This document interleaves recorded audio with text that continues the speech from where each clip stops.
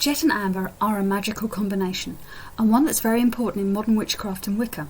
Many witches love to wear jet and amber jewellery as a reminder of their craft, and because this pairing is reputed to enhance our witchy powers. In some craft traditions, high priestesses wear a ceremonial necklace of amber and jet, rather like a badge of office, and in Gardnerian witchcraft such a necklace is worn by witches of the 3rd degree. The energies of jet and amber are quite different, yet they are in a way complementary opposites, rather like you get with the Oriental concept of yin and yang. Jet has the power of the dark night, of the moon, of death and the underworld, and all that is mysterious, occult and hidden. Amber, on the other hand, has the power of the sun, of light and brightness, of optimism, of life, and the natural world that we see around us. The ancients literally thought amber was solidified sunlight and held the power of many suns. Some try to ascribe genders and polarities to jet and amber, claiming that jet represents the feminine and amber the masculine. But like gender itself, it's really not that simple, because the deities associated with each come in all genders. For example, being linked with the sun and its deities, amber represents goddesses like Sol and Bridget, but also the sun gods like Apollo and Bel. While dark jet connects us to the deities of the moon and the darkness, such as the goddesses Diana and Hecate, and also the gods too, such as Gwydion and Mani.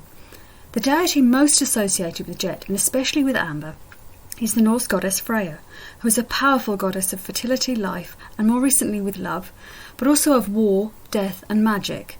Her name means lady, and she is possibly the original lady referred to in Wicca. The Norse myths tell us that Freya wept tears of amber and gold as she searched the world for her missing husband Odra, and where her tears fell on land they became gold, and where they fell on water they became amber. Freya also famously wore a necklace made of amber and gold. It was crafted by 4 dwarven smiths and known as Brysengarmen, which possibly means necklace of gleaming amber or fire. An awful lot happens to this necklace in the legends. It's stolen by Loki, then returned by Heimdall. It's broken by Freya's own anger, and borrowed by Thor when he dresses up as her.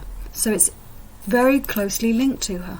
Beads and amulets of jet and amber are often found in Neolithic, Roman, Saxon, Viking, Celtic and Slavic graves, and were traded far and wide from their original sources. They've always been popular, it seems, especially for talismans and amulets of any kind. Most ancient European amber comes from the area around the Baltic Sea, and after heavy storms, Baltic amber even washes up on the eastern coasts of the UK, especially along the coastline of East Anglia. Ancient jet was also found along the coast of Britain, hence the Anglo-Saxons calling it sea coal. In particular, it was and still is found along the coast of what's now Yorkshire around Whitby, and this Whitby jet, as we know it today, is said to be the very best quality jet in the world. Jet and amber have long been used not only for jewellery but also for their magical and healing qualities. The Wiccan writer Scott Cunningham once noted that amber has been used for nearly every purpose in magic, and he's quite right. It's also been used for just about every healing purpose too. Today, amber beads are still worn for their healing properties. Parents pop amber necklaces and bracelets on their little ones to help them through teething, while at the other end of the scale, the elderly may wear beads of amber to help deal with the pain of arthritis. And indeed, arthritis sufferers do literally leach the succinic acid out from amber into their skin, so something's definitely going on. Amber brings power and stability to magical workings. It's used in spells to enhance personal and magical power, to revitalise our energies, to lift the spirits, to enhance creativity and self-expression, to bring abundance and blessings, and for healing. Jet is reputed to absorb and neutralise negativity and pain. Queen Victoria made it popular in times past as mourning jewellery. Jet is used in spells to enhance magic, to increase wisdom, to ground, to banish and to protect. It supports and protects the witch in their magical workings and everyday life. When polished, jet develops an amazing silky and reflective sheen, which is said to literally deflect any evil energies or intentions, or even the evil eye, away from its owner. The Roman writer Pliny the Elder even wrote that kindling jet would drive off snakes.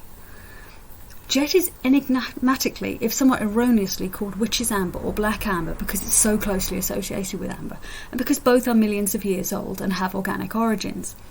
But technically, jet and amber are from 2 slightly different organic substances.